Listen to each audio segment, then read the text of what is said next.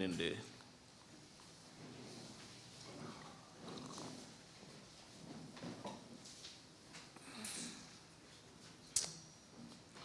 ரெண்டு வசனத்தை இந்த காலவேளையில் நான் வாசிக்க விரும்புகிறேன். ஒன்று நீதிமொழிகளின் புஸ்தகம், இன்னொன்று அப்போஸ்தலர் நடபடிகள்.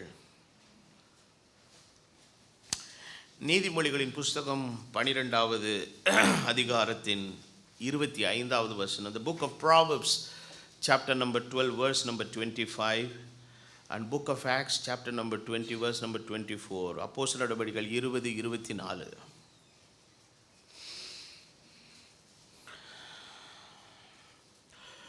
மனுஷனுடைய இருதயத்தில் உள்ள கவலை அதை ஒடுக்கும், நல் வார்த்தையோ அதை மகிழ்ச்சியாக்கும். அப்போஸ்தலர் நடபடிகள் 20-24 எல்லாரும் சேர்ந்து வாசிப்போம். ஆகிலும் அவைகளில் ஒன்றையும் குறித்து கவலைப்படேன். ஒரு 70 பேர் இருக்கிற சபையில் எப்படியா படிப்பீங்க? மரித்தவர்களும் மௌனத்தில் இருக்கிற ஒருத்தரும் கர்த்தரை துதி, எல்லாரும் உசுரோடு இருக்கிறீங்க. வாயை திறந்து வசனத்தை கம்பீரமாக படிங்க பார்க்கலாம். ஆகிலும் அவைகளில் ஒன்றையும் குறித்து நான் கவலைப்படேன், என் பிராணனையும் நான் அருமையாக எண்ணேன். என் ஓட்டத்தை சந்தோஷத்தோடு முடிக்கவும் தேவருடைய கிருபையின் சுவிசேஷத்தை பிரசங்கம் பண்ணும்படிக்கு நான் கர்த்தராகிய இயேசுவின் இடத்தில் பெற்ற ஊழியத்தை நிறைவேற்றவும் விரும்புகிறேன். இந்த காலை வேளையில் உங்களோடு பேச விரும்புகிறதான கர்த்தருடைய வசனம் மனுஷருடைய இருதயத்தின் கவலை, the anxiety of the human heart. மனுஷனுடைய இருதயத்தின் கவலை. நாம் எல்லாரும் தலைவணங்கி ஜெபம் பண்ணுவோம். மகா இரக்கமும் கிருபையும் உள்ள பிதாவே, உம்முடைய ஒரே பேரான குமாரனாய் இருக்கிற இயேசு கிறிஸ்துவின் நாமத்தினால் நம்முடைய சமூகத்தில் நாங்கள் வருகிறோம். எல்லா கணத்துக்கும் மகிமைக்கு நீர் பாத்திரவான், சகல நன்மைக்கு ஊற்றும் காரணருமாய் இருக்கிறீர். உம்முடைய தெய்வீக கிருபையினால் எங்களை தாங்கி நடத்தும். கர்த்தர் எங்களுக்கு தந்திருக்கிற எல்லா நன்மைகளுக்காக ஸ்தோத்திரம். நீ தருகிற வார்த்தைக்காக நன்றி. உம்முடைய தெய்வீக ஆலோசனை இந்த காலவேளையில் வேண்டும். வழி இதுவே, இதில் நடவுங்கள் என்று ஒரு பின்னால் ஒரு சத்தம் துணிக்கும் அல்லவா? அந்த சத்தம் இந்த காலவேளையில் எங்கள் காதுகளில் துணிக்கும்படி ஜெபிக்கிறேன். உம்முடைய இரத்தத்தின் கோட்டைக்குள்ளே மூடிக்கொள்ளும். உம்முடைய பிரசன்னம் எங்களை வியாபிக்கட்டும்.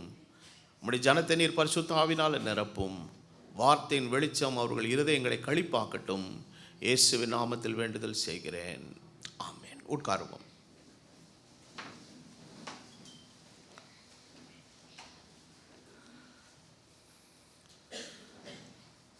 ஆண்டவர் மனுஷனை சிருஷ்டிக்கும் போது உடலோடு உணர்வுள்ள ஒரு மனிதனாக ஆண்டவர் மனுஷனை சிருஷ்டித்தார். The God created man with a body and with an emotions and with the feelings. அப்போ இந்த உடல், உணர்வு, அந்த இமோஷன்ஸ்க்கு எனக்கு சரியான தமிழ் பதம் தெரியல, யாராவது தெரிஞ்சா சொல்லுங்க.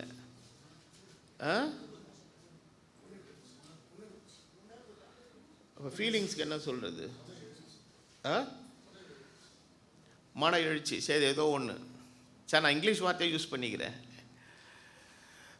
ஆண்டவர் மனிதனுக்கு உடலை கொடுத்தார்.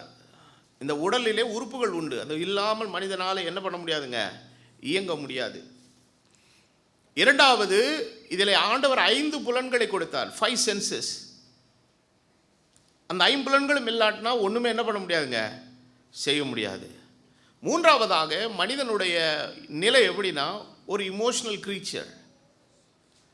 அந்தந்த நிலைக்கு ஏற்ற விதமாய் அவன் தன்னை வெளிப்படுத்தலைன்னா சம்திங் ராங் சம்வேர். வேதம் அதை தான் சொல்லுது, சந்தோஷப்படுகிறவர்களோடு சந்தோஷப்படுங்கள், அழுகிறவர்களோடு அழுங்கள். ஸோ இந்த நிலையை ஆண்டவர் ஏன் மனிதனுக்குள்ளே வைத்தார்னா, தேவன் அப்படிப்பட்டவராய் இருக்கிறார். ஆண்டவர் மனிதனை சிருஷ்டிக்கும் போது தமது சாயலாகவும் தமது ரூபத்தின்படியும் உண்டாக்கினார்.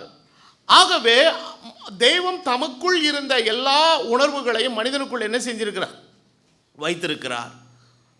அப்போ ஆண்டவர் குறித்து வேதத்தில் வாசிக்கும் போது வேதம் சொல்லுகிறது, அவர் மனிதனுக்காக என்ன செய்தார்? மனஸ்தாபப்பட்டார். அவர் மனிதனுக்காக அவர் துக்கப்படுகிறார். வேதம் சொல்லுகிறது, உங்களுக்குள் இருக்கிற பரிசுத்தாவியானவர் என்னப்படுத்தாதிருங்கள், துக்கப்படுத்தாதிருங்கள்.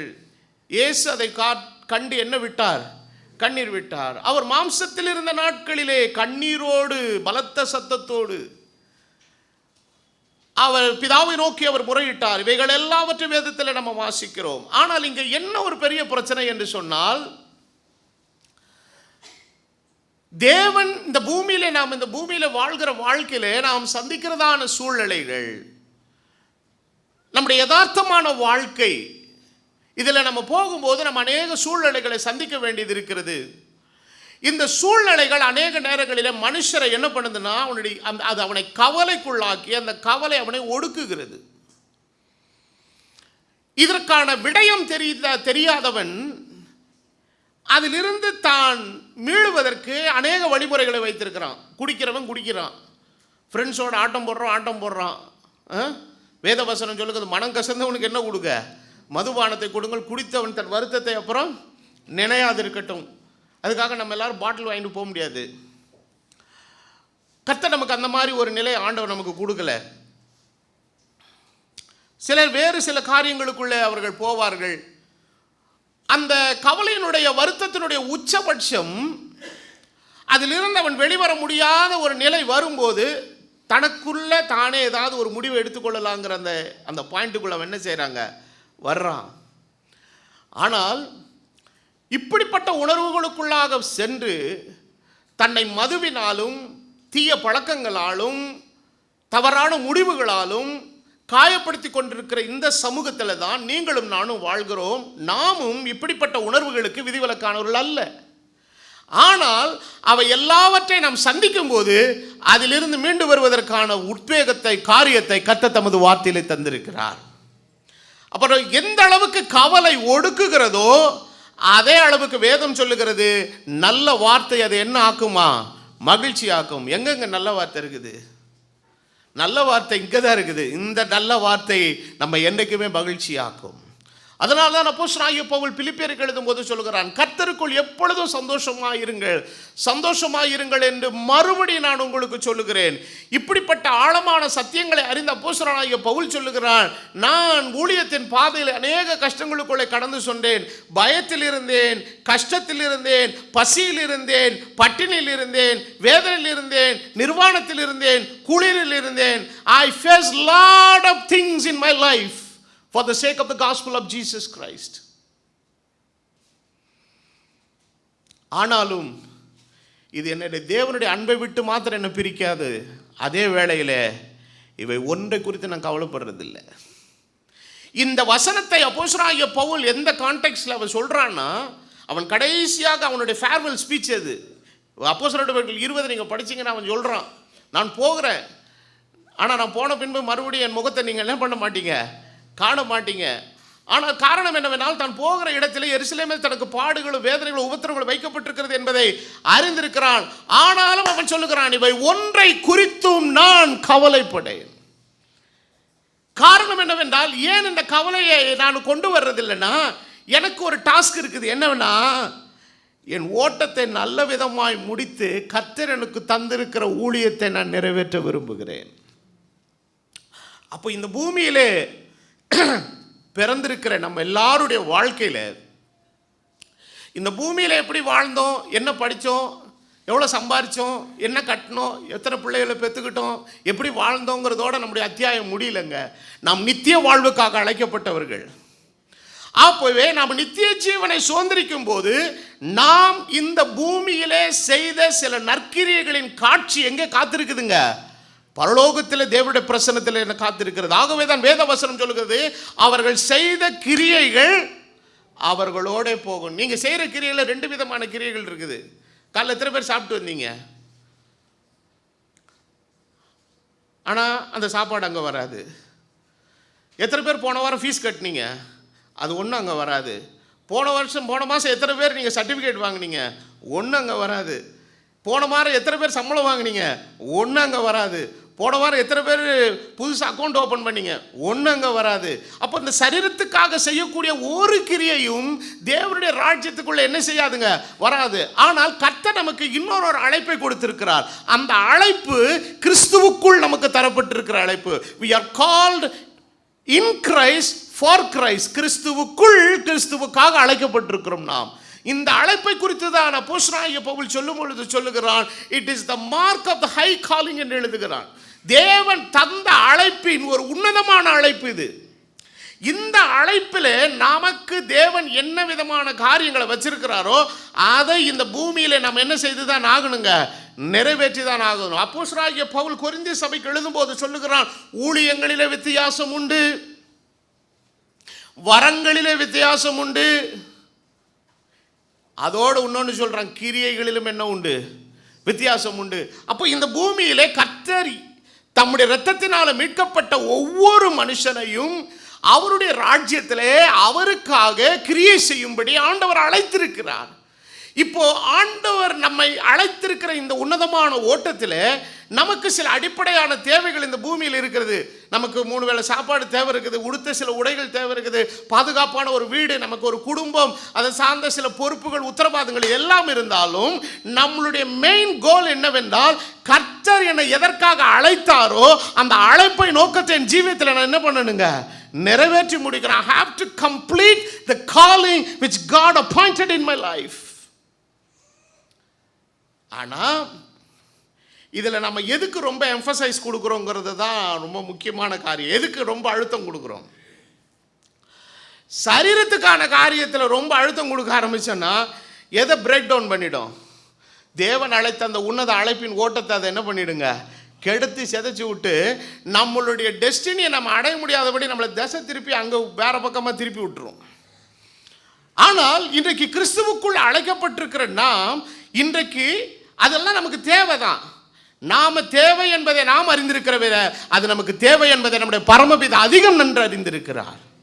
நான் அடிக்கடி சொல்லுகிற ஒரு வார்த்தை, உன்னை குறித்து நீ கவலைப்படுவதை விட தேவன் உன்னை குறித்து அதிகமாய் கவலைப்படுகிறவராய் இருக்கிறார். சகோதரர் பிரண்ணம் கொடுத்த ஒரு அருமையான செய்தி ஒன்று உண்டு. அவர் உன்னை விசாரிக்கிறவராய் இருக்கிறாய், நீ ஏன் கவலை கொள்ளுகிறாய்? 1963 7வது மாதம் 21ஆம் தேதி அவர் கொடுத்த செய்தி அது. அருமையான கர்த்தருடைய பிள்ளைகளே, இன்னைக்கு கர்த்தர் நம்மை அழைத்திருக்கிற இந்த உன்னதமான அழைப்பில் அவர் குறித்த அந்த லெக்கை நாம் நல்லபடியாக என்ன செய்ய, நான் ஏற்கனவே சொல்லியிருக்கேன், நல்ல போராட்ட ஓட்டத்தை முடித்த நீ செத்ததுக்கு அப்புறம் வேற நம்ம பற்றி சொல்லக்கூடாது.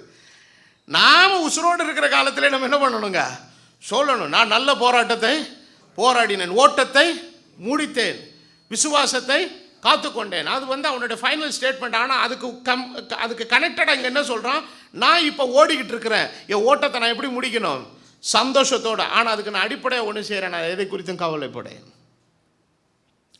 எபிரேயரில் வசனம் வாசிக்கிறோம், உங்களை சுற்றி நெருங்கி நிற்கிற பாவத்தையும் பாரத்தையும் தள்ளிவிட்டு விசுவாசத்தை துவங்குகிறோம் முடிக்கிறோருமாய் இருக்கிற இயேசு கிறிஸ்துவை நோக்கி நமக்கு நியமிக்கப்பட்ட பாதையில் என்ன செய்யணுங்க, வேகமாக ஓடணும்.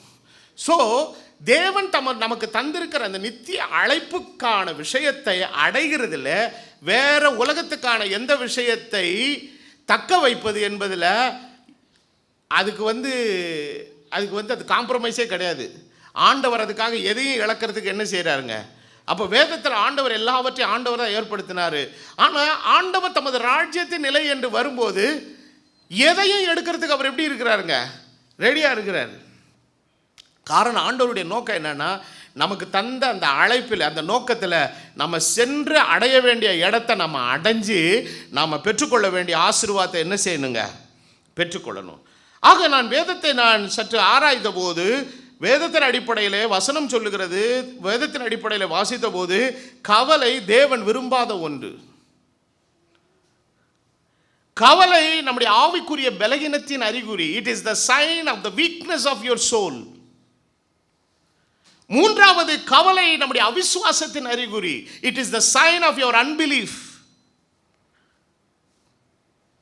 கவலை தேவனுடைய வார்த்தை குறித்த வெளிப்பாடு இல்லாததின் அறிகுறி. 4 காரியங்கள்.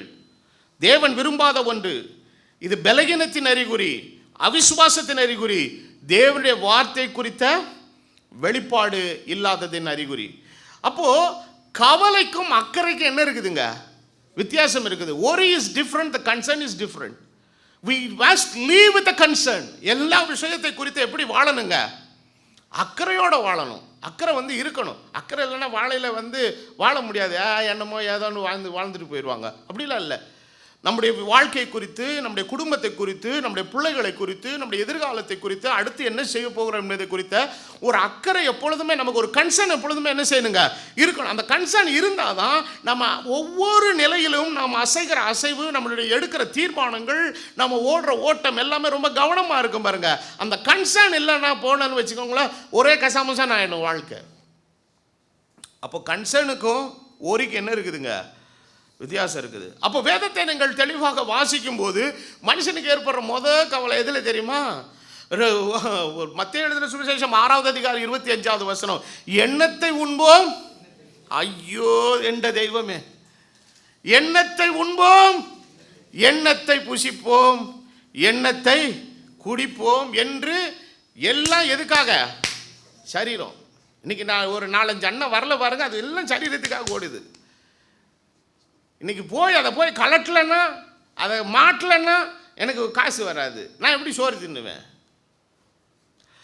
அப்போ இதனுடைய கன்சர்ன் எல்லாம் என்னன்னா, எதை உண்றது, எதை புசிக்கிறது, எதை குடிக்கிறது. ஆண்டவர் சொல்றார், முதல்ல ஒரு சரீரத்துக்கான கவலையை விடு. ஆகாயத்து பட்சிகளை கவனித்து பார்கள், அவைகள் விதைக்கிறதும் இல்லை, அறுக்கிறதும் இல்லை, களஞ்சியங்களிலே சேர்க்கிறதும் இல்லை, ஆனாலும் பரமபிதா அவைகளை புறப்பட்டுகிறார். அவைகளை பார்க்கிறேன் எப்படிப்பட்டவன்? அப்போ உன்னை நீயே மேன்மைப்படுத்திக் கொள்ள, மேம்படுத்திக் கொள்ளக்கூடிய ஆற்றல் உடையவனாய் இருந்தால் தேவன் உனக்கு தேவையே இல்லை. நீ சம்பாதிக்கிறதுனால நீ வாழ முடியாது. உனக்கு சம்பாதிக்கிறதுக்கு பலனை அழுகிறவள் அவர். God is the source of life. அப்போ அவர் எல்லாவற்றை நமக்கு கொடுக்கிறார். இதெல்லாம் சொல்லிட்டு அடுத்த ஆண்டவர் சொல்லுகிறார், நீ கவலைப்படுறதுனால ஒரு முளத்தை கூட்டவும் முடியாது, குறைக்கவும் முடியாது. என் சட்டையை குட்டையை தச்சு விட்டாங்க 1 இன்ச்சு. ராத்திரி எல்லாம் உட்காந்து கவலைப்பட்டானா அது என்ன கூடிடும் போதா? ஒன்றும் கிடையாது. புது துணியை வாங்கி தச்சுக்கிற வேண்டியது என்ன, ஜோலி முடிஞ்சு போச்சு. கவலைப்படுகிறதுனால ஒரு முளத்தை என்ன செய்ய முடியாது? கூட்ட முடியாது. உடைக்காக ஏன் கவலைப்படுற? காட்டு புஷ்பங்களை கவனித்துப்பார், அது எப்படி வளர்கிறது என்று கவனித்துப்பார். சாலமோன் முதலானவர்கள் இப்படி என்ன செய்ததே கிடையாதுங்க. இன்றைக்கு இருந்து நாளைக்கு போடுற பட்டு போகிற அந்த புல்லுக்கும் பூவுக்கும் கர்த்தர் அப்படி உடுத்துவித்தால் உன்னை உடுத்துவிப்பது எவ்வளவு நிச்சயம். ஆகவே வேதம் சொல்லுகிறது, எண்ணத்தை உண்போம், எண்ணத்தை குடிப்போம், எண்ணத்தை புசிப்போம் என்று எதற்காக என்ன செய்யாத? கவலைப்பட. Take no thought. ஆங்கில வேதம் ரொம்ப அழகா எழுதி இருக்குது. டேக் நோ தாட்னா அந்த எண்ணமே உனக்குள்ள வரக்கூடாது. அது என்ன நேரம் என்ன வரணுமோ என்ன செய்யறோம் வந்துடும். எல்லாத்தையும் சொல்லிட்டு சொல்றாரு, அப்ப நாங்க என்ன தாங்க பண்ணணும்? நீ தேவனுடைய ராஜ்யத்தை, அது நீதியின் தேடு, வர வேண்டியது தானா வரும். நாளைய தினம் தன்னுடையவைகளுக்காக கவலைப்படும். அதாவது உன் ஸ்தானத்திலிருந்து கவலைப்படுறதுக்கு கர்த்தர் வேற ஒன்று வச்சிருக்கிறாரு. ஆகவே ஆண்டவர் சொல்றாரு, இவைகள் எல்லாம் உங்களுக்கு தேவை என்பதை உங்கள் பரமபிதா அறிந்திருக்கிறார்.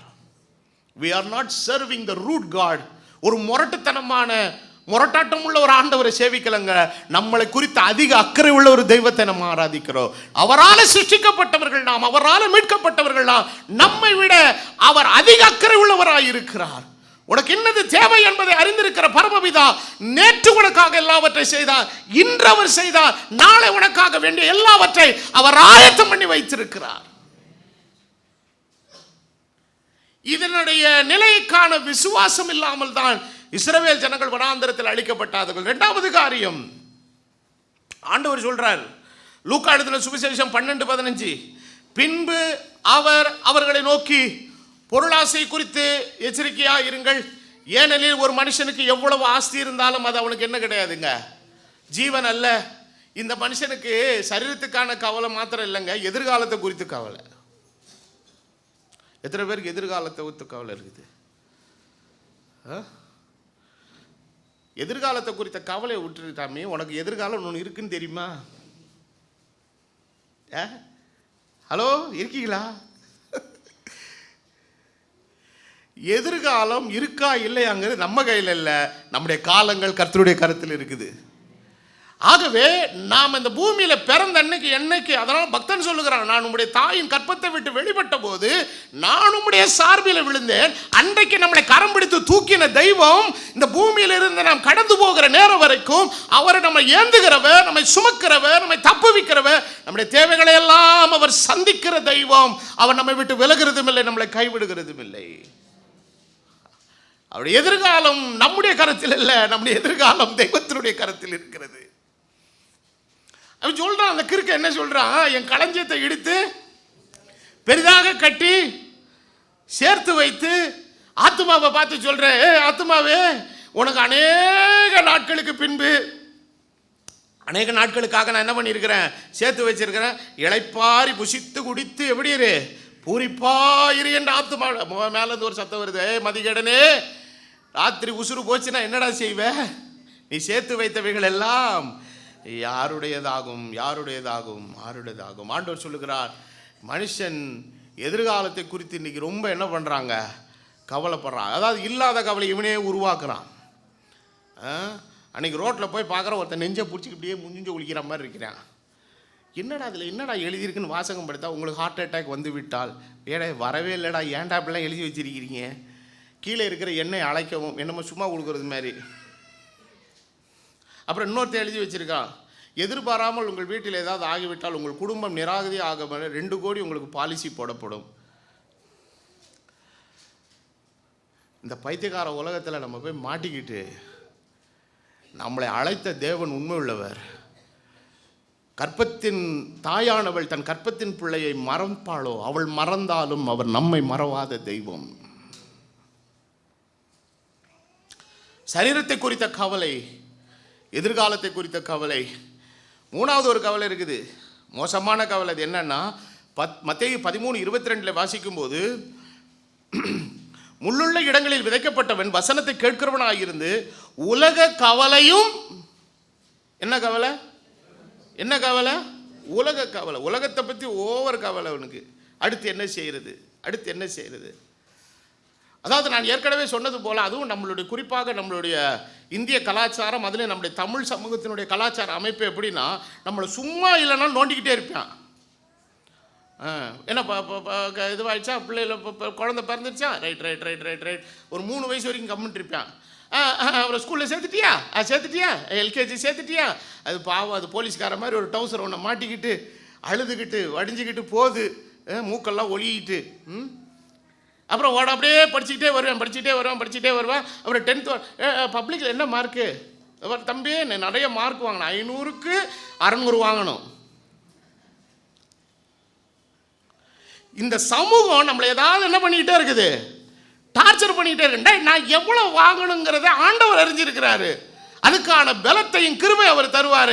என் எதிர்காலத்திற்கான எல்லா விஷயத்தையும் தீர்மானிக்கிறது அவருடைய கருத்தில் இருக்கிறது. Only thing I just have to cooperate with him. அவரோட நான் ஒத்துழைக்கணும், அவ்வளோதான். அப்புறம் முடிச்ச உடனே அப்புறம் காலேஜ் சேர்த்துட்டீங்களா, என்ன குரூப் சேர்த்தீங்க,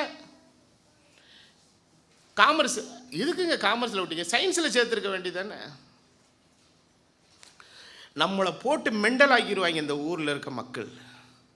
அப்புறம் அப்புறம் அப்புறம் அப்புறம் கேட்டுக்கிட்டே இருப்பேன், வேலைக்கு சேரலையா, வேலை ஒன்றும் கிடைக்கலையா, வேலை கிடைக்காம இருக்குது, சீக்கிரம் வேலை ஒன்று சேருப்பான்மா. வேலையில் சேர்ந்ததுக்கப்புறம் அப்புறம் கல்யாணம் பண்ணலையான்மா, அப்புறம் நம்மளை பிள்ளை பெற்றுக்கலையான்மா. இப்படியே நம்மளை போட்டு பின்னாடியே என்ன பண்ணிக்கிட்டே இருப்பான், துரத்தி சும்மா இல்லாத நம்மளை ஏதாவது ஒரு விதத்தில் என்ன பண்ணிக்கிட்டே இருப்பான், ஒரு ப்ரெஷரை நமக்குள்ள ஏற்படுத்தி கொண்டே இருப்பான். நான் சொல்லுகிறேன், எனக்கு என்னது தேவை என்பதை என் பரமபிதா அறிந்திருக்கிறார். சரீரத்துக்கான கவலை, 2வது எதிர்காலத்துக்கான கவலை, 3வது உலகத்தை பற்றிய கவலை. இந்த உலகத்தை பற்றிய கவலை அடுத்து என்ன பண்ணுதுன்னா, மனிதனுடைய கர்த்தர் போட்ட வசனம் வளர முடியாதபடி நெருக்குது. அது எதில் கை வைக்குது பார்த்தீங்களா? ஏன்னா பிசாசனுடைய டார்கெட்டை என்னன்னா, ஆண்டவர் வசனத்தை விதைக்கிறவர், வசனத்தை எடுக்கிறதும் வசனத்தை பலன் கொடாமல் கெடுக்கிறது யார் வேலை? ஆமாம், பிசாசனுடைய வேலை. சில பேர் சும்மா இல்லை, பசங்களை இப்படியே வச்சிருக்கிறீங்களே என்ன பண்ணுது? அவங்க பசங்களை அவங்க வச்சிருக்காங்க, உனக்கு என்ன பிரச்சனை? அவன் என்னென்னா பண்ணிட்டு போகிறான், உனக்கு என்ன பிரச்சனை? அதை பற்றி அவனே கவலைப்படல, நீ எது கவலைப்படுற? போய் ஊரெல்லாம் தூத்துறது, வீட்டில் பசங்களை அப்படியே வச்சுருக்குறாங்க. அப்படியே என்ன பண்ணணும்? எங்கே வெல்டிங் ஷாப்பில் போய் வெல்டிங் பண்ணணுமா?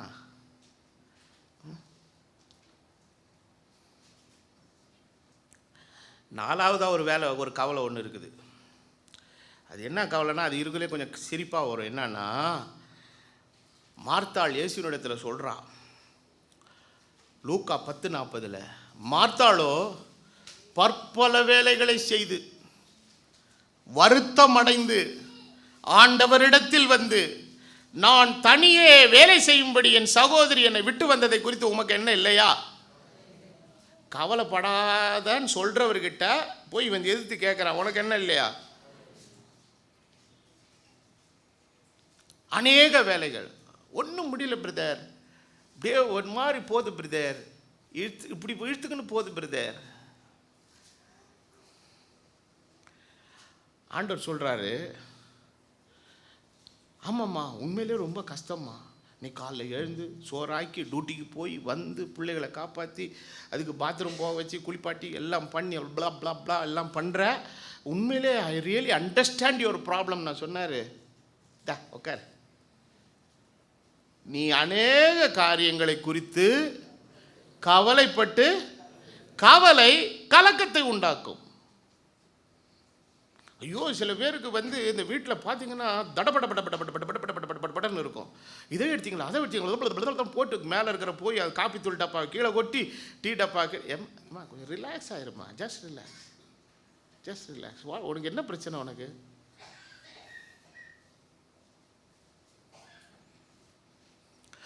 அதில் பண்ணுற பதஷ்டத்தில் இருக்கிற எல்லாரையும் பதஷ்டமாக்கி, ஒரு குடும்ப நிகழ்வில் ஒரு ஆள் சொன்னான், இப்போ பண்ண டார்ச்சரில் பெருங்கழுத்தூரில் கொண்டு போய் லாரில் இஷ்டன்ட்டான்.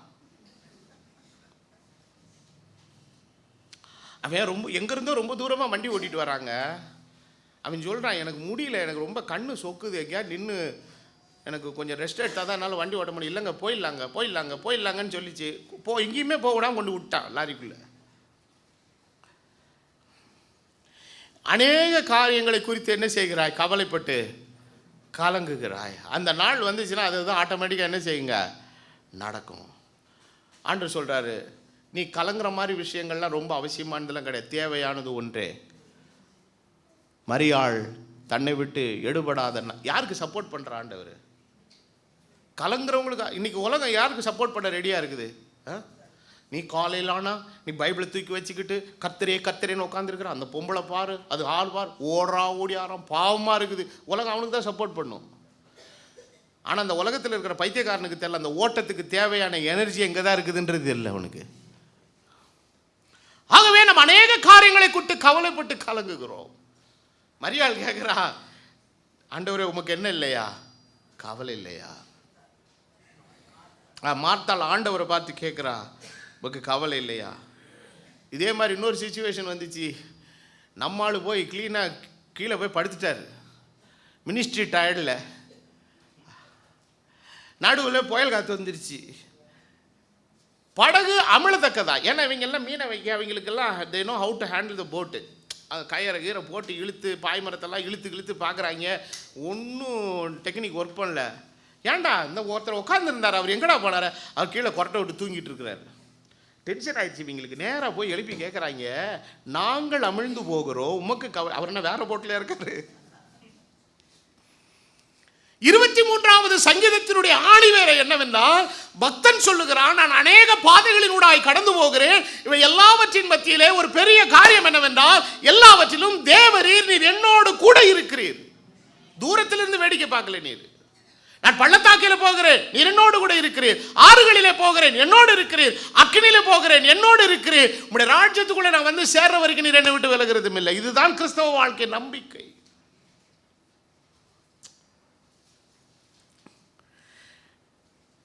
உங்கள் வாழ்க்கையில் எவ்வளவு புயல் அடித்தாலும் அந்த புயல் சந்திக்கிற சூழ்நிலையில் ஒருவர் அடித்தட்டில் அமைதியாய் படுத்திருக்கிறார். ஏனென்றா அவர் நம் மடிந்து போக அவர் ஒரு கால் அனுமதிக்க மாட்டார். காரணம், அந்த புயலை அமைதிப்படுத்துகிற வார்த்தையின் வல்லமை அவரிடத்தில் இருக்கிறது. அவர் கேட்குறாரு, ஐயோ ஐ வெரி சாரிப்பா, டயர்டில் தூங்கிட்டேன்ல. அவர் அப்பாலஜிலாம் கேட்கல. என்ன சொல்கிறாருன்னா, டேய் இப்படி ஏன் பயப்பட்டீர்கள்? மனுஷனுக்கு டர்ருனா டர்ரு, கொஞ்சம் நஞ்சம் டர்ரு இல்லை. உங்களுக்கு ஏன் என்ன இல்லாமல் போச்சு? விசுவாசம் இல்லைன்னா பயம் வந்துடும். அவர் சொல்கிறாரு, இறையாதேன்னு சொன்ன உடனே எல்லாம் அமைதலாயிடுச்சு. வேதம் சொல்லுகிறது, காற்றும் கடலும் இவருக்கு கீழ்ப்படுகிறது என்று ஒருவரோடு ஒரு சின்ன பண்ணார்கள் சொல்லி கொண்டார்கள். அடுத்து ஆண்டவர் சொல்கிறாரு, லூக்கா 21:34, இதுதான் ரொம்ப விசுவாசிகளுக்கு ரொம்ப பொருத்தமானது. இதில் ஏற்கனவே இப்போ முன்னாடி சொன்னதெல்லாம் ஓரளவு நம்ம அதெல்லாம் விட்டு தாண்டி வந்திருப்போம். ரொம்ப சரீரத்துக்காக கவலைப்படுறது அதெல்லாம் இல்லை பிரதர். ஆனால் இப்போ ஒன்று முக்கியமானது ஒன்று சொல்கிறாரு.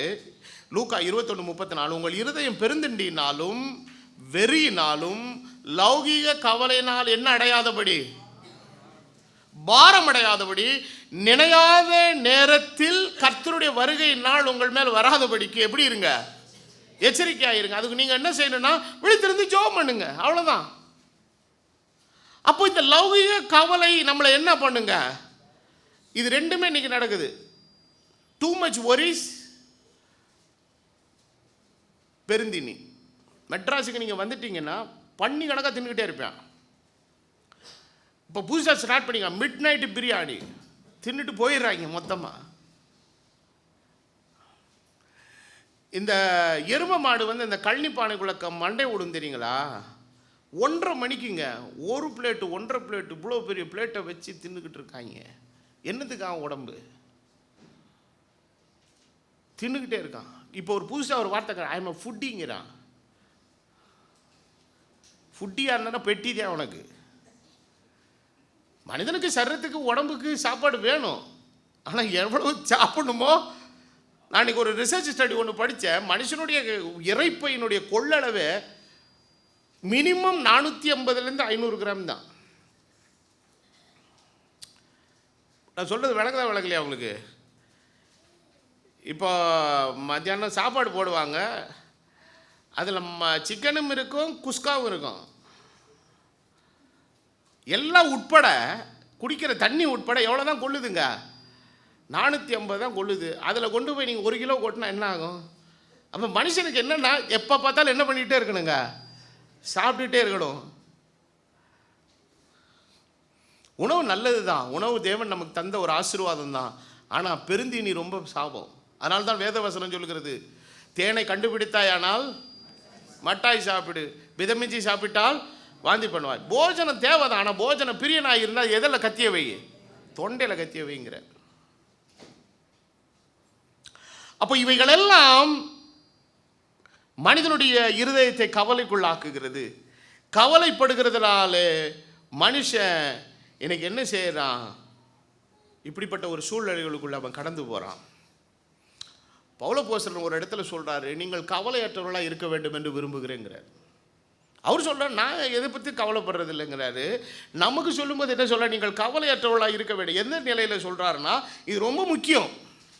இப்போ நான் படிக்க போகிற சப்ஜெக்ட் ரொம்ப முக்கியமான சப்ஜெக்ட். ஆகவே இதை வந்து வேதத்தினுடைய கண்ணோட்டத்தில் புரிஞ்சுக்கொள்ளுங்க. வேறு மாம்சீக கண்ணோட்டத்தில் புரிஞ்சுக்கிட்டீங்கன்னா என்னடா இப்படிலாம் பேசுகிறாரு அப்படின்னு நீங்கள் நினைக்க தோணும். வாசிப்போம். 1 கொரிந்தியர் 7வது அதிகாரம் 29வது வசனத்தை நீங்கள் படிக்கும்போது வசனம் விதமாக சொல்லுகிறது, சகோதரரே நான் சொல்லுகிறது என்னவெனில், இனி வரும் காலம் குறுகினதா இருக்கிறபடியால். எல்லாரும் சொல்லுங்க, இந்த குறுகினதா இருக்கிறபடியால் எப்போ சொன்னார்? எத்தனை வருஷத்துக்கு முன்னாடி சொன்னார்? ஒரு 1700 வச்சுக்கோமே, ரொம்ப கூட 2000 வச்சுக்கோங்க. 1700 வருஷத்துக்கு முன்னாடியே குறுகினதுன்னு சொன்னார்னா, இப்போ நமக்கு குறுகினதுன்னு சொல்கிறதுக்கு ஒன்றுமே இல்லைங்க.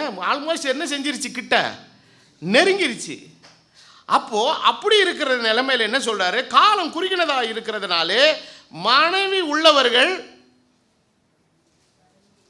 இவன் எங்கடா இங்கேயே கையை வைக்கான்னு யோசிக்கிறீங்களா?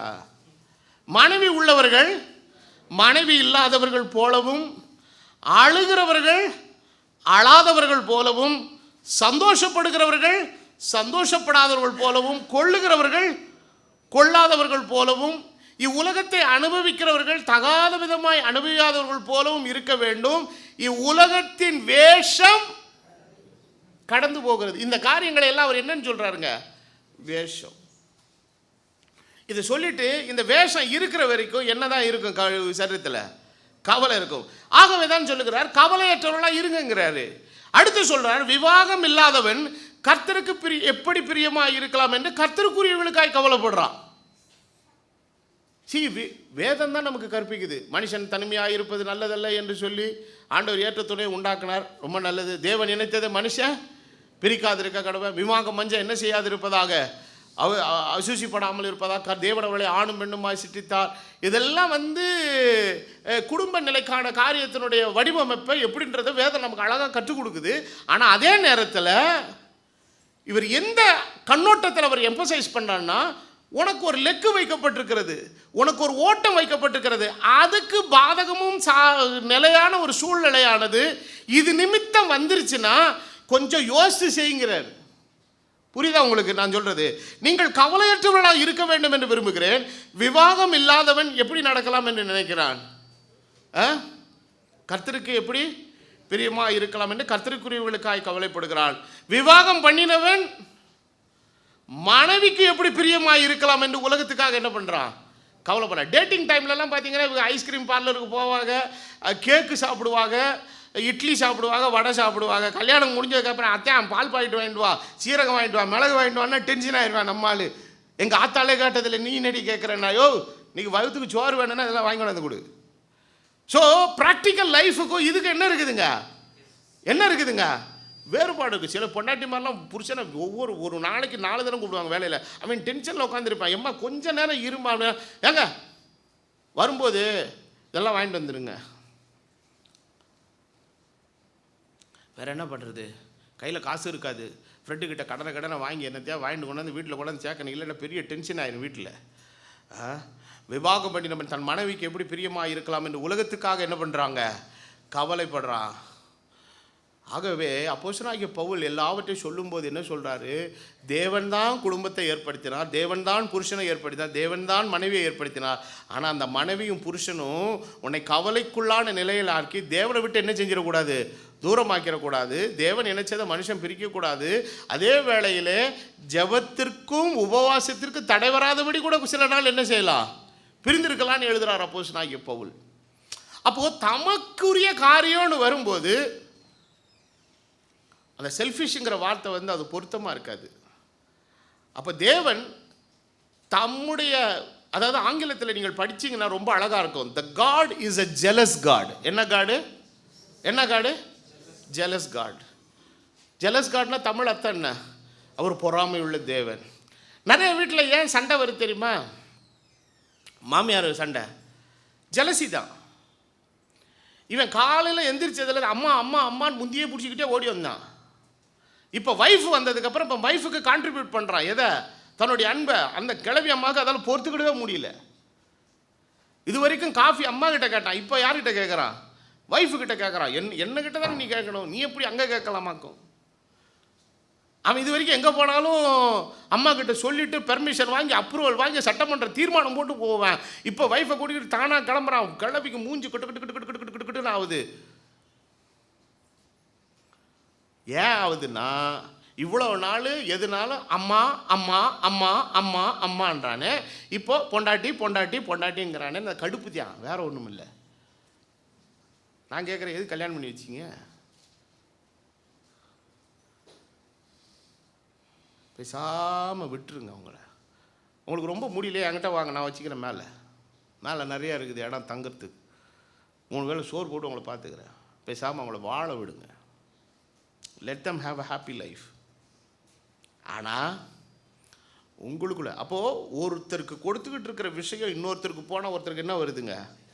பொறாமை வருது. இப்போ கென்சியை கொஞ்சனா கெவினுக்கு கோவம் வரும். ஆட்டோமேட்டிக் தான் அது. ஆமாம்.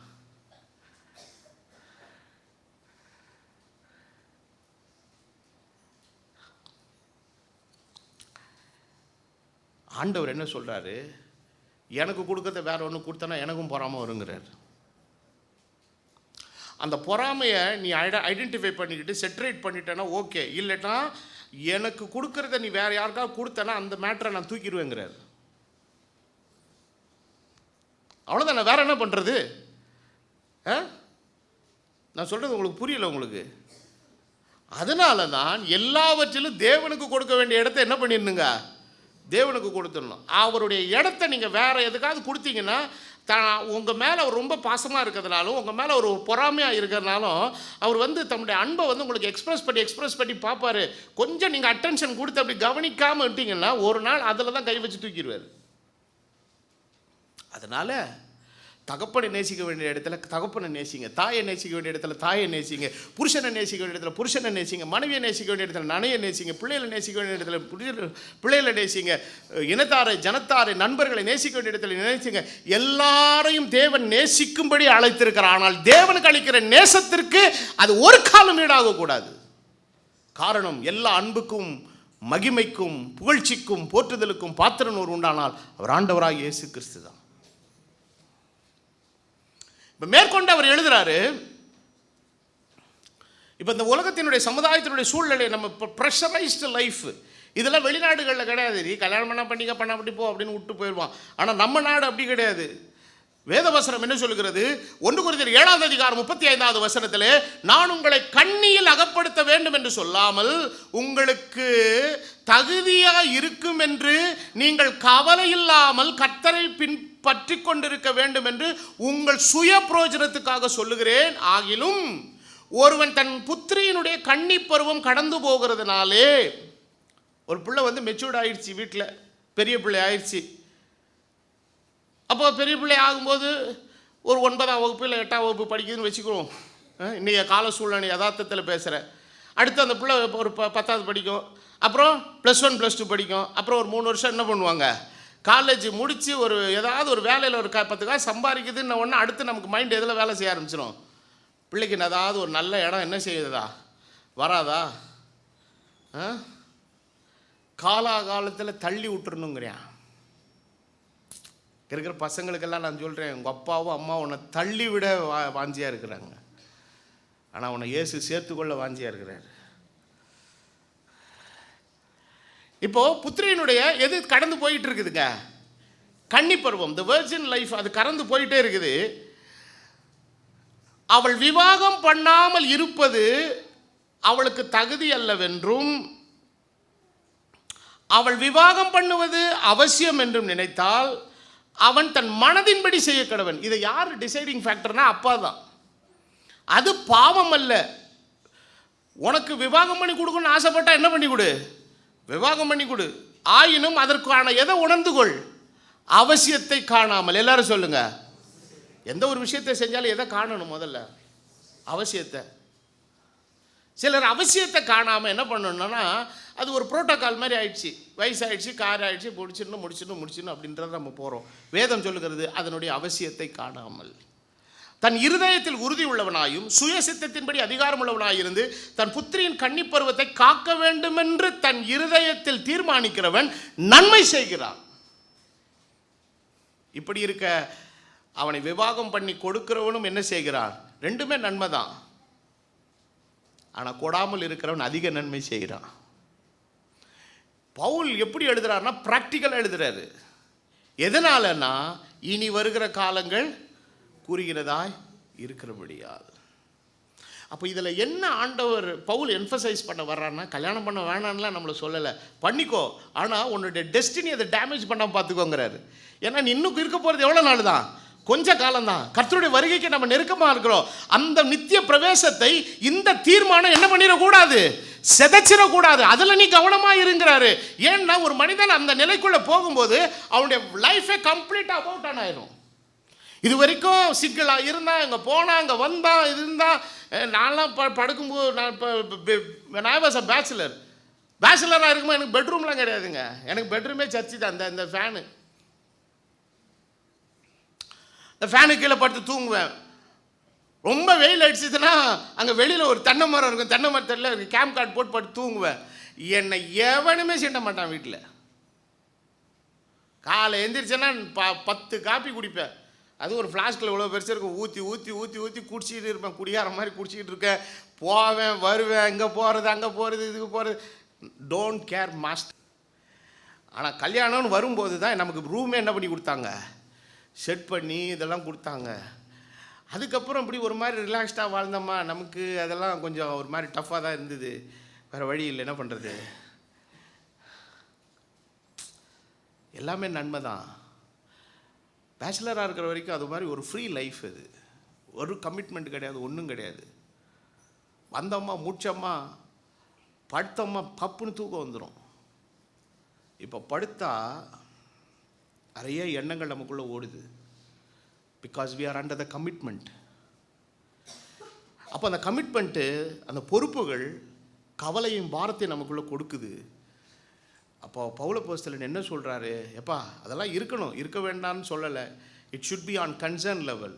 அக்கறை என்கிற லெவலில் தான் இருக்கணுமோ. கவலை என்கிற நிலையில் போய் உன்னையும் நீ இழந்துடாத, உனக்கு கொடுக்கப்பட்ட லெக்கை இழந்துடாதங்கிறார். இனி வருகிற காலங்கள் குறுகினதாக இருக்கிறபடினால். ஆகவே பெற்றோராகி உங்களுக்கு நான் இலைமறை காய்மறையாய் ஒரு ஆலோசனை சொல்லுகிறேன்.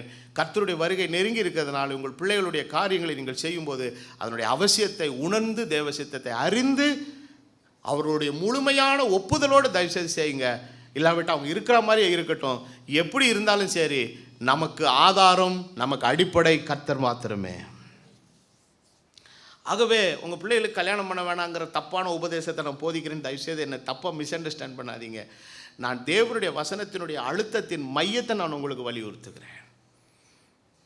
சரி, இப்போ இதெல்லாம் இருக்குது. இவ்வளோ கவலை, ப்ரெஷர்டு லைஃப்பில் இருக்கிறோம். இதுக்கு என்னங்க ரெமிடி அப்படின்றது தான் நமக்கு ரொம்ப முக்கியம். ஆண்டவர் சொல்லுகிறார், பிலிப்பியர்களின் நிருபம் 4வது அதிகாரம் 6வது 7வது வசனத்தை வாசியுங்கள். நீங்கள் ஒன்றுக்கும் கவலைப்படாமல் எல்லாவற்றை குறித்து, எதை குறித்து, ஆமாம், சிலிண்டர் இல்லாததை குறித்து, கரண்ட் வேலை செய்யாததை குறித்து, மோட்ரு ஓடலை அதை குறித்து கூட நீ என்ன செய்யாத, ஜெபம் பண்ணு. எதனாலும் ஜெபம் பண்ணியா? இதெல்லாம் போய் ஜெபம் பண்ணணுமாங்க சில பேர். ஜெபம் பண்ணுப்பா. ஜெபத்தை கேட்கிற தெய்வம் எல்லாத்துக்கும் ஜெபம் பண்ணுவார், எல்லாத்துக்கும் பதில் கொடுப்பார் ஆண்டவர். நீ ஒன்றுக்கு கவலைப்படாமல் எல்லாவற்றை குறித்து உங்கள் விண்ணப்பங்களை எதோடு கூடிய ஜெபம். அப்போ இந்த ஸ்தோத்திரம் ஏன் ஜெபத்தில் வருதுன்னா, கர்த்தர் தருவார் என்கிற விசுவாசம் அவனுக்குள்ள இருக்கிறது. அந்த விசுவாசத்தோடு கூடிய நிலையில் அவன் ஜெபம் பண்ணும்போது, முதல் ஆண்டவரை இதை நீ தாருன்னு கேட்குறான். அடுத்து என்ன சொல்றான், இதை நீ தந்ததுக்காக எனக்கு ஸ்தோத்திரம் ஆண்டவரே, என் காரியங்களை நீ வாய்க்க பண்ணி இருக்கிறதுக்காக ஸ்தோத்திரம். ஏன்னா நான் அதை இன்னும் என் கண்ணால் நான் பார்க்கல, ஆனால் it is already approved and provided by the Lord. அது ஏற்கனவே எனக்காக தேவனால் அது தீர்மானிக்கப்பட்டு அளிக்கப்பட்டு விட்டது. அந்த விசுவாசத்தினாலே கர்த்தரை நான் மகிமைப்படுத்துகிறேன். அப்பொழுது எல்லா புத்திக்கும் மேலான, அப்போ இந்த சமாதானம் ஏன் நிறைய பேருக்கு வரலன்னா, எதையுமே தேவனுடைய கருத்தில் என்ன செய்யறது கிடையாதுங்க, ஜெபம் பண்ணுறது கிடையாது. உங்கள் இருதயங்களையும் இப்போ அது என்ன பண்ணுன்னா, எல்லா புத்திக்கும் மேலான தேவ சமாதானம் வரும்போது நம்முடைய இருதயங்களையும் காத்துக்கொள்ளும், நம்முடைய சிந்தனைகளையும் காத்துக்கொள்ளும். இப்படிப்பட்டவங்களுக்கு வேற எந்த விதமான பிரச்சனையும் இல்லை. இப்போ சமீபத்தில் இப்போ அரசாங்கத்தில், தமிழ்நாடு அரசாங்கத்தில் ஒரு புதுசாக ஒரு கால் சென்டர் ஒன்று உருவாக்கி இருக்கிறாங்க. எத்தனை பேர் அதை பற்றி நீங்கள் கேள்விப்பட்டீங்கன்னு. யாராவது தற்கொலையின் எண்ணத்தில் இருந்து தனிமையாக லோன்லியாக ஃபீல் பண்ணிங்கன்னா தயவுசெய்து எங்களுக்கு ஃபோன் பண்ணுங்கள் அப்படின்னு ஒரு ஒரு கஸ்டமர் கேர் நம்பர் ஒன்று கொடுத்துருக்காங்க. அது ஃபோன் பண்ணிங்கன்னா யாராவது ஒருத்தர் உங்களுக்கு அந்த சதத்துலேருந்து ரொம்ப நல்லா பேசுவாங்க. உங்கள் குடும்பத்தினர் மாதிரி உங்களுக்கு என்ன செய்வாங்க, பேசுவாங்க. இப்படிப்பட்ட அமைப்புகள்லாம் ஏற்கனவே எதில் வந்துருச்சுன்னா, அமெரிக்காவில் வந்துச்சு, மேலை நாடுகள் வந்துச்சு. ஏன்னா நிறைய விவாகரத்துகள், பிரச்சனைகள் எல்லாம் தனிமைப்படுத்தப்படுறாங்க. நம்ம ஊர்லேயாவது அட்லீஸ்ட் ஏதாவது ஒரு பிரச்சனைனா மாமன் மச்சன் சித்தப்பன் பெரியப்பன் எவனாவது வந்து நிற்பேன். மற்ற நாளில் இல்லைன்னா கூட ஏதாவது ஒரு பிரச்சனை வந்து மாப்பிள்ளை நான் இருக்கேன்டா பயப்படாத அப்படின்னு ஒரு வார்த்தையாக சொல்லுவாங்க, ஒன்றும் சொல்ல மாட்டான். ஆனால் இன்றைக்கி அப்படிப்பட்ட நிலைமை இன்றைக்கி எங்கேயும் வந்துக்கிட்டு இருக்குது, நம்முடைய தேசத்தில் வந்து மோசமாக்கி கொண்டிருக்கிறது. இப்படிப்பட்டதான ஒரு சூழ்நிலையில் இன்றைக்கி கவர்மெண்ட்டே ஒரு பறிச்சு, உங்களுக்கு கவலையாக இருந்து தற்கொலையான எண்ணத்தில் உடனே எங்கள் இடத்துல ஃபோன் பண்ணுங்கள் அப்படின்னும் போது அவங்க வந்து ரொம்ப அழகாக பேசி, நீங்கள் ஒன்றும் கவலைப்படாதீங்க, நாங்கள் இருக்கிறோம், உங்களுக்கு உதவி செய்கிறோன்னு ஒரு உற்சாகம் கொடுத்து அந்த தற்கொலை எண்ணத்திலிருந்து, அந்த தனிமை எண்ணத்திலிருந்து அவளை விடுபடுவதற்கு இன்றைக்கி கால் சென்டரை கவர்மெண்ட்டே உருவாக்கி வச்சிருக்குது. உனக்கு ஒரு கால் சென்டர் இருக்குதுயா, அவரை நோக்கி கூப்பிடும் பொழுது உனக்கு பதிலளிக்கிற தெய்வம், உன்னை விசாரிக்கிற தெய்வம், உன் தேவைகளை சந்திக்கிற ஆண்டவர், உன் அருகில் நிற்கிற ஆண்டவர், உன்னை தேற்றுகிற ஆண்டவர், உன்னை பலப்படுத்துகிற ஆண்டவர் உன்னோடு கூட இருக்கும்போது இவருக்கு மேல உனக்கு சமாதானத்தை அருளக்கூடிய சக்தி உலகத்தில் வேறு எதுவும் இல்லை. என்னுடைய சமாதானத்தை நான் உனக்கு வைத்து போகிறேன். உலகம் கொடுக்கிறபடி நான் அதை கொடுக்கிறதில்லை. உலகம் கொடுக்க கூடாததும் எடுக்க கூடாததுமான மெய்யான சமாதானத்தை நான் உனக்கு தருகிறேன் என்று சொன்னார். The peace that passeth all understanding, எல்லா புரிந்து கொள்ளுதலுக்கும் அப்பாற்பட்ட ஒரு தெய்வீக சமாதானம். அது நம்முடைய இருதயத்தையும் எதையும் காத்துக்கொள்ளுங்க, சிந்தைகளையும் காத்துக்கொள்ளும். அப்போ இந்த இருதயத்தை சிந்தை இது காத்துக்கலன்னா சிந்தனை வேற ஒன்று வந்து ஆக்கிரமிச்சிடும். அப்போ the idle mind is the devil's den. அமைதிப்படுத்தப்பட்ட வெறுமையாக்கப்பட்ட மனதும் இருதயமும் பிசாசு குடியிருக்கக்கூடிய கூடாரமாக மாறுகிறது. அந்த நேரங்களில் தான் பிசாசு என்ன பண்ணுறாங்க, பலதரப்பட்ட எண்ணங்களை கொடுத்து நம்மளை போட்டு நம்முடைய சிந்தனைகளையும் நம்முடைய காரியங்களையும் அவன் நாசப்படுத்துகிறான். அந்த இருதயத்தின் எண்ணங்களின் ஓட்டம் கடைசியில் எதை பாதிக்குதுன்னா நம்முடைய சரீரத்தை என்ன செய்துங்க. பவுல் சொல்லுகிறான், என் ஓட்டத்தை நான் நல்லா முடிக்கணும்னா இதெல்லாம் தூக்கி வெளியேறியணும். இட் இஸ் எ குப்பை, இது ஜங்கு. என்னுடைய வாழ்க்கையில் ஒரு குறிப்பிட்ட சூழ்நிலையில் நான் ரொம்ப மனம் நொந்து போய் ஆண்டவருடைய சமூகத்தில் அழுது கொண்டிருந்த காலங்கள் அது. ஒரு நாள் ராத்திரி எனக்குள்ளே ஒன்று உண்டாச்சு, இது இப்படியே சஸ்டெயின் ஆச்சுன்னா இது நம்மளை கவுத்துருன்றதை நான் உணர்ந்தேன். கர்த்தர் நமக்கு அழைச்சிருக்கிற அந்த உன்னதமான அழைப்பின் ஓட்டத்தை கெடுக்க பிசாசு ஏதோ சதி பண்ணியிருக்கிறேன்னு சொல்லி நேராக வசனத்தின்படி நான் நேராக பண்ண அரை வீட்டை பூட்டினேன், முழங்கால் படிக்கிட்டேன், கர்த்தரிடத்தில் கதறி எழுத, என்னுடைய சத்தத்தை உயர்த்தி கதறி எழுது ஆண்டவருடைய கருத்தில் அதை ஒப்பு கொடுத்துட்டு வெளியே வரும்போது தெய்வீக சமாதானத்தோடு வெளியே வந்துட்டேன். அன்னிலிருந்து கர்த்தர் என்னை காப்பாற்றிட்டு இருக்கிறாரு. இந்த செய்தியை நான் என்னுடைய தனிப்பட்ட அனுபவத்திலிருந்து நான் உங்களோடு கூட பேசிக் கொண்டிருக்கிறேன். இரண்டாவதாக வேதவசனம் சொல்லுகிறது, அப்போஸ்தலனாகிய பேதுரு தன் நிருபத்தில் எழுதும்போது சொல்லுகிறான், 1 பேதுரு 5வது அதிகாரம் 7வது வசனம் சொல்லுகிறது, அவர் உங்களை விசாரிக்கிறவரானபடியால். என்னை யாருமே விசாரிக்க மாட்டாங்க. உன்னை விசாரிக்க ஒருத்தர் மேலே இருக்கிறார். உங்கள் கவலைகளை எல்லாம் அவர் மேலே வைத்து எடுத்து விடுங்கள்.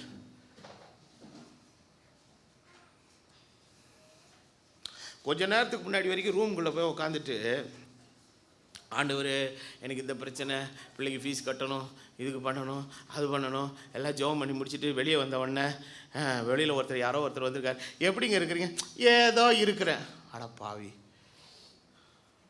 ஏங்க ஏதோ இருக்கிறீங்க இழுக்கிறீங்க, என்ன பண்ணுறதுனே தெரிலங்க, ஏங்க என்னங்க எதாவது பிரச்சனையா, ஐயோ இந்த பிள்ளைங்களுக்கு ஃபீஸ் கட்டவே இவ்வளோ நேரம் என்ன பண்ணியிருக்கியான், இவன் உள்ளே விட்டுட்டு வாடானா எடுத்துகிட்டு வந்துட்டான். எதை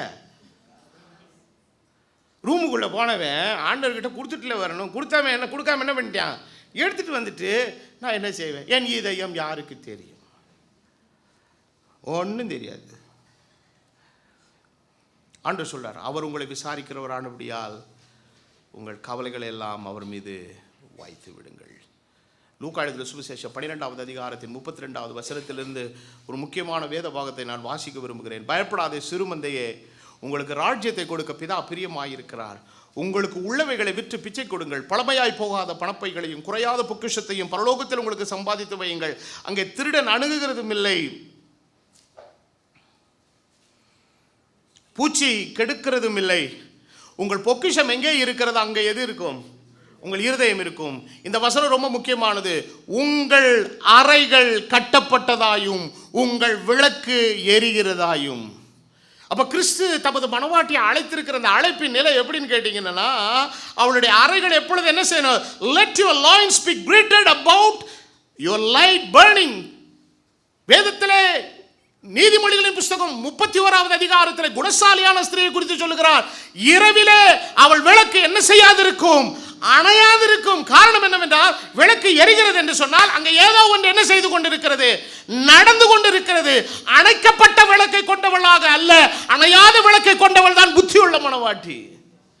இந்த காலவேளையில கர்த்தர் உன்னை அழைத்திருக்கிற அழைப்பு அணைந்து போன விளக்கு. போதும் ஆண்டவரே, என்னத்தை செஞ்சு என்னாச்சுன்னு அணைத்து போடுகிறதற்காக அல்ல, உன்னுடைய விளக்கு அணையாமல் எரிந்து கொண்டதா இருக்க வேண்டும்.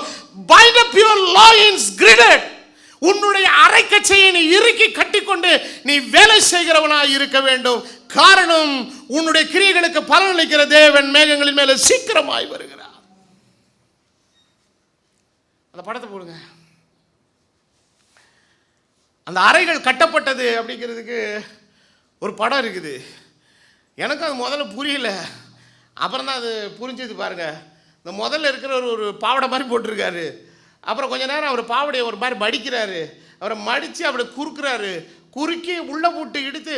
இது உங்களுக்கு எப்படி புரியணும்னா, அந்த தென்னை மரம் ஏறுறதுக்கு ஒருத்தன் பண்ணுவான் தெரியுங்களா?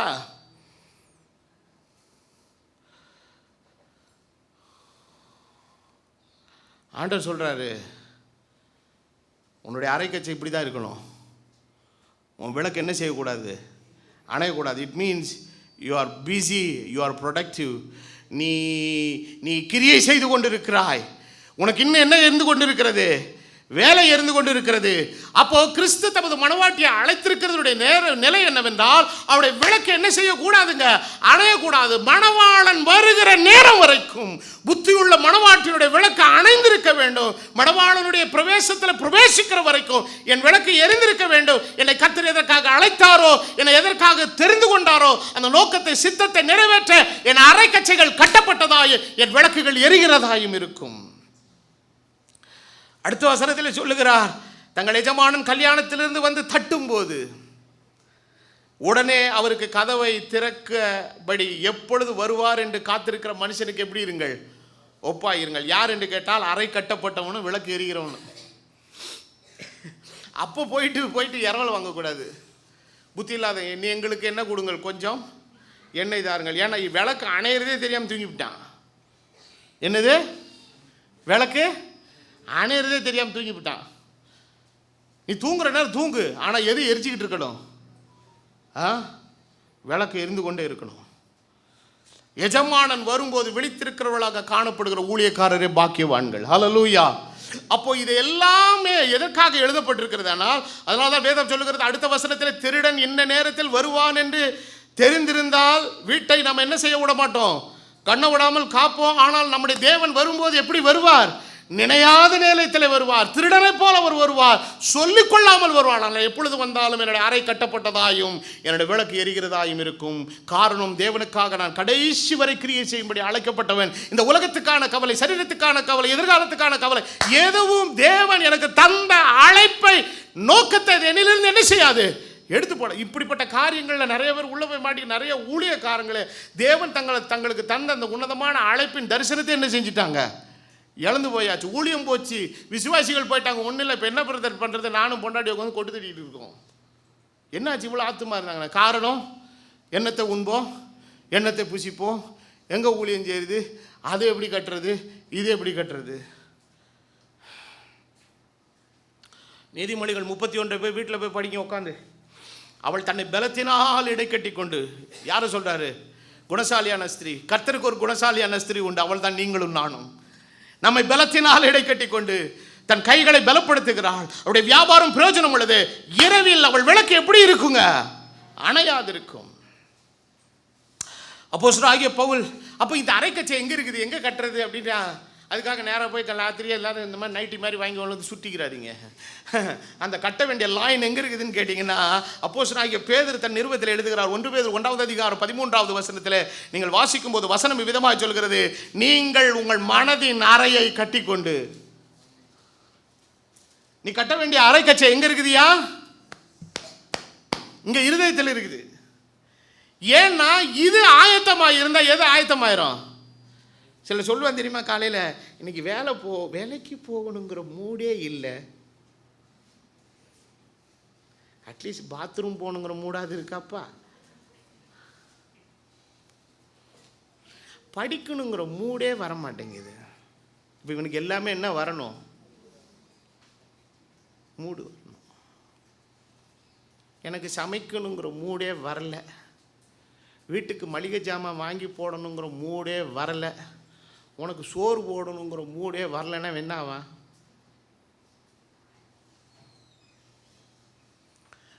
அப்போது அந்த மூடை எது சப்ரஸ் பண்ணுது? வேற ஏதோ மைண்டுக்குள்ளே என்ன செய்யுது? ஓடுது. தேவன் உனக்கு கொடுத்த அழைப்பின் தரிசனத்தில் ஓடணும்னா இதில் எது கட்டப்பட்டிருக்கணும் இருதயத்தில்?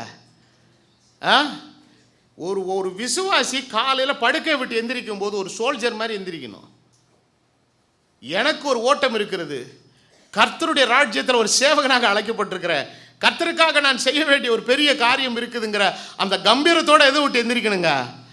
ஆமாம், நீங்கள் எந்திரிக்கலவா, பார்த்துக்கலாங்க பிரதர், பார்த்துக்கலாம் பிரதர், அப்படிலாம் கிடையாது. அப்போஸ்தலனாகிய பவுல் சொல்லுகிறான், எபேசியருக்கு 6வது அதிகாரம் 10வது வசனம், கடைசியாக என் சகோதரரே, கர்த்தரிலும் அவருடைய சத்துவத்தின் வல்லமையில நீங்கள் பலப்படுங்கள். நீங்கள் பிசாசின் தந்திரங்களோடு எதிர்க்க திராணி உள்ளவர்கள் ஆகும்படிக்கு தேவனுடைய சர்வாயுத வர்க்கத்தை என்ன செய்யுங்கள்? தரித்துக் கொள்ளுங்கள். ஏனெனில் மாம்சத்தோடு இரத்தத்தோடும் அல்ல, துரைத்தனங்களோடும் அதிகாரங்களோடும் இப்பிரபஞ்சத்தின் அந்தகார லோகாதிபதிகளோடு வானமண்டலங்களோடு பொல்லாதாவின் சேனைகளோடு நமக்கு போராட்டம் உண்டு. இல்லைன்னு சொல்லல, எல்லாரும் சொல்லுங்க, போராட்டம் உண்டு. எல்லா ஏழ்றையானோட நமக்கு போராட்டம் உண்டு. ஆனால் வெற்றி அவன் கையில் இல்லை, வெற்றி நம்முடைய கையில் இருக்குது.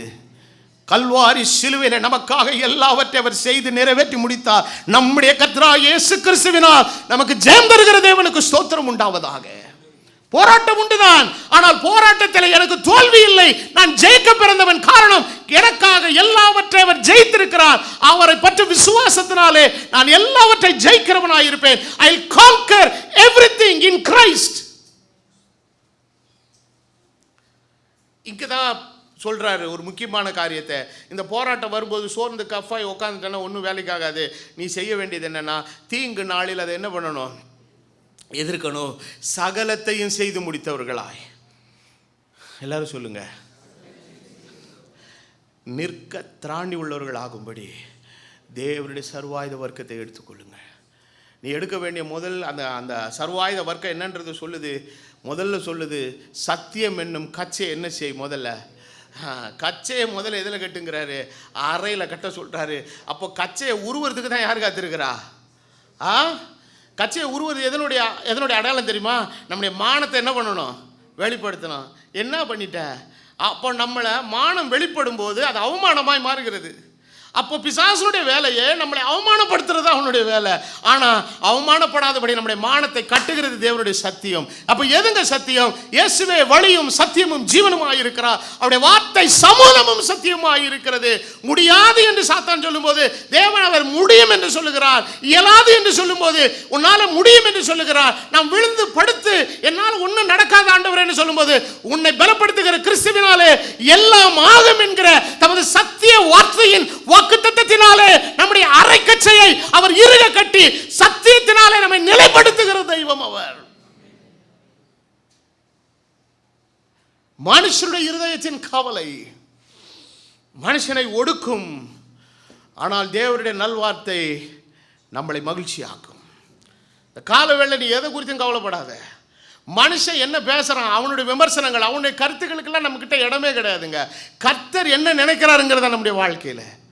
இப்படிப்பட்டதான ஒரு சூழ்நிலையில் இன்றைக்கு நமக்கு தேவன் கொடுத்திருக்கிற அந்த டாஸ்க்கு, அந்த லெக்கு, அந்த முடிவு, அந்த காரியம், அந்த உத்தரவாதம், அந்த பொறுப்பு, அந்த கிரியை, இவைகளை நாம் நிறைவேற்றி முடிக்க வேண்டும். ஆனால் இதை கெடுக்கிறதுக்கு தான் யார் சதி பண்ணிக்கிட்டு இருக்கிறா? அப்படியே சோர்ந்து போக. நான் எலியா எப்படிப்பட்ட ஆளு தெரியுங்களா? என்ன மாதிரி ஆளு? ஒத்தைக்கு நின்று சவால் விட்டான். ஒத்தைக்கு ஒத்த நின்றுந்தா கூட பரவாயில்ல. ஒத்தைக்கு நின்னாமே அவன் கிட்ட 400 பேருக்கு மேலே நின்றுட்டாங்க. யார்? பாகால் தீர்க்கதரிசிகள் சொல்கிறான். அப்படியெல்லாம் மகத்துவமான செஞ்சுட்டு யோசேபேல் தலையை தூக்கிடுவேன்னு நம்ம தாத்தா போய் படுத்துட்டாரு. போதுங்க என்ன செய்யுங்க, எடுத்துக்கோங்க. அங்கே முற்பிதாவோடலாம் ரொம்ப யோகியமானலாம் கிடையாது. ஆபிரகாம், ஈசாக்கு, யாக்கோபுல எவ்வளோ பெரிய ஆள், அவங்களோடலாம் நான் பெரிய ஆள் இல்லை. முடிச்சுட்டு ஆண்டவர், இதுக்கு மேலே என்னால் டாஸ்க்கு தாங்க முடியல அப்படின்றான். ஆண்டவர் எழுப்பி, முதல்ல நீ சாப்பிடு. திருட்டு காக்கா மூலமாக தான் சாப்பாடே கொண்டாந்து கொடுத்தாரு. காக்கா புத்தி என்ன பண்ணும்? திருடிட்டு போகும். அதான் வேதம் சொல்லுகிறபடி பட்சிக்கிற இடத்துலேருந்து எல்லாம் புறப்படும், பட்சணம் புறப்படும் மாதிரி பட்சிக்கிற காக்காங்க இடத்துலேருந்து பட்சணம் வந்தது. எழுந்து உட்காந்து, எழுந்து சாப்பிடு. நல்லா சுட சுட மட்டன் கறி எல்லாம் கொடுத்து நல்லா சாப்பிட வச்சு, கேரி தாட்டு தண்ணியிலெல்லாம் குடிக்க வச்சு ஆண்டவர் சொல்கிறாரு, பார் இப்படிலாம் நீ சுருண்டு படுக்காது, இதெல்லாம் எனக்கு பிடிக்காது. நீ போக வேண்டிய தூரம் எல்லாரும் உங்கள் சிந்தையில் கை வச்சு சொல்லுங்க, ஏய் நீ போக வேண்டிய தூரம் வெகு தூரம்னு சொல்லுங்கள். ஆமாம், இன்றைக்கி எது ஒன்று சுருட்டி உட்கார வச்சு படுக்க வச்சாலும் அது ஒன்று சுரட்டுறதுக்கு இடம் கொடுக்கக்கூடாது. நீங்கள் போடுற போல் அது சுருண்டு ஓடி போயிடணும். வேதம் சொல்லுகிறது, பிசாசுக்கு எதிர்த்து நில்லுங்கள், அப்பொழுது அவன் உங்களை விட்டு ஓடி போவான். கூடியே வச்சிருக்காதீங்க, அவனை ஓடுற மாதிரி ஏதாவது பண்ணணும் இல்லை. அப்போ நாம் என்ன செய்யணும்? நம்முடைய கவலைகள் அவர் மீது வைத்து அந்த இடத்த, அந்த சூழலை விட்டு நம்ம வெளியே வந்துட்டு, கர்த்தர் நமக்கு எந்த விஷயத்தை வைத்திருக்கிறாரோ அதில் நம்ம கான்சென்ட்ரேட்டடாக என்ன செய்ய ஆரம்பிக்கணுங்க? ஓட ஆரம்பிக்கும் போது தேவனுடைய பலன் நம்மை தாங்குகிறது. இல்லாவிட்டால் மனுஷனுடைய கவலை நம்மை கெடுத்து நாசப்படுத்திடும். ஆண்டவர் சொல்றார், நீ கவலைப்படுகிறதுனாலே ஒரு முளத்தை கூட்டவும் முடியாது, குறைக்கவும் முடியாது. இந்த காலை வேளையில் தேவனுடைய வசனத்தை கேட்ட அருமையான கர்த்தருடைய பிள்ளையே, உனக்கும் எனக்கும் தேவன் தந்திருக்கிற இந்த அழைப்பு உன்னதமான ஒரு அழைப்பு. இதை நல்லபடியாக ஓடி முடிக்கணும். ஆமென். அப்போ இந்த உலகத்தில் இருக்கிற வரைக்கும் நம்ம செய்யக்கூடிய கிரியைகள் எல்லாம் எங்கே ட்ரான்ஸ்ஃபர் ஆகுதுங்க? தேவனுடைய ராஜ்யத்தில் நமக்காக காத்திருக்குது. அங்கே போகும்போது ஆண்டவர் நல்ல பலனை நமக்காக வைத்திருக்கிறார். நம்முடைய பொக்கிஷம் எங்கே இருக்குது? அங்கே தான் எது இருக்குங்க? நம்முடைய இருதயம் இருக்கும். நம்ம எல்லாவற்றையும் ஆண்டவருடைய ராஜ்யத்துக்குள்ளே ட்ரான்ஸ்ஃபர் பண்ணும். இந்த உலகத்தினுடைய கவலைகள் எதுவும் நம்மளை நல்ல ஒரு விஷயத்தை புரிஞ்சுக்கோ. இந்த உலகத்தில் உள்ள எல்லா விஷயம் தற்காலிகமானது தான். ஆனால் நிரந்தரமான ஒன்று இருக்குது, தேவன் அளிக்கிற நித்திய ஜீவன். அது விலையேற பெற்றது. அதை அடையிறதுக்கு நீங்கள் வாழ்க்கையில் எதை என்ன பண்ணலாங்க? லூஸ் பண்ணலாம், தப்பே கிடையாது. கர்த்தர் உனக்கு நியமித்திருக்கிற இந்த ஓட்டத்தில் நீ ஓடி உன்னுடைய லெக்க நீ முடிக்கணும். மனுஷனுடைய இருதயத்தின் கவலை அதை ஒடுக்கும். ஆகவே இந்த ஒடுக்குதல் கடைசியிலே அது நம்முடைய ஆரோக்கியத்தில் என்ன வைக்குங்க? கையை வச்சு நம்மளை ஒன்றும் இல்லாமல் ஆக்கி நம்மளை நடுவீதிக்கு கொண்டு வந்து சேர்த்துரும். ஆகவே ஆண்டவர் சொல்லுகிறார், நீ கவலைப்படுகிறதால் ஒரு முளத்தை கூட்டவும் முடியாது, குறைக்கவும் முடியாது. உனக்காக கர்த்தர் எல்லாவற்றையும் செய்து முடிப்பார் என்கிற நம்பிக்கையோடு இருந்து உன் இலக்குகள் எரிகிறதாயும் உன் அரைக்கச்சைகள் இறுக கட்டப்பட்டதாயும் இருந்து கிறிஸ்துவின் மணவாட்டியாய் அவருக்குள்ளே நீ செயல்படுத்த வேண்டிய செயலை நீ செய்து கொண்டே இரு. மணவாளன் ஒரு நாள் தமது மணவரையின் கதவை திறக்கும் போது மகிழ்ச்சியோடு கூட அவருடைய சமூகத்தில் பிரவேசிக்கிற புத்தியுள்ள மணவாட்டியாய் எல்லாவற்றையும் செய்து முடித்தவர்களாய் தேவ பிரசன்னத்தில் இருக்கிறதற்கு தேவன் உங்களுக்கு கிருபை அருள உங்களுக்கும் அருள வேண்டும், பிரசங்கித்த எனக்கும் அருள வேண்டும் என்கிற பிரார்த்தனையோடு ஜெபத்தோடு வாழ்த்துதலோடு தேவனுடைய செய்தியை நான் நிறைவு பண்ணுகிறேன். கர்த்தர் உங்கள் எல்லாரையும் ஆசீர்வதிப்பாராக. ஆமென். நம்ம எல்லாரும் எழும்பி நிற்போம்.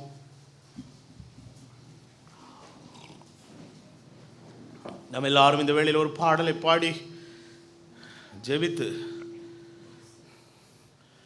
சற்று நேரம் இடைவெளிக்கு பின்பு நாம் நம்முடைய சண்டே ஸ்கூலுக்காக கடந்து செல்வோம். பின்பு உங்கள் எல்லாருக்கும் மதிய ஆகாரம் இருக்கிறது, எல்லாரும் புசித்து சந்தோஷமாய் கடந்து போங்கள். கர்த்தர் உங்கள் எல்லாரையும் ஆசீர்வதிப்பார். 175வது பாடலை நம்முடைய பாடல் வரிசையில் பாடுவோம்.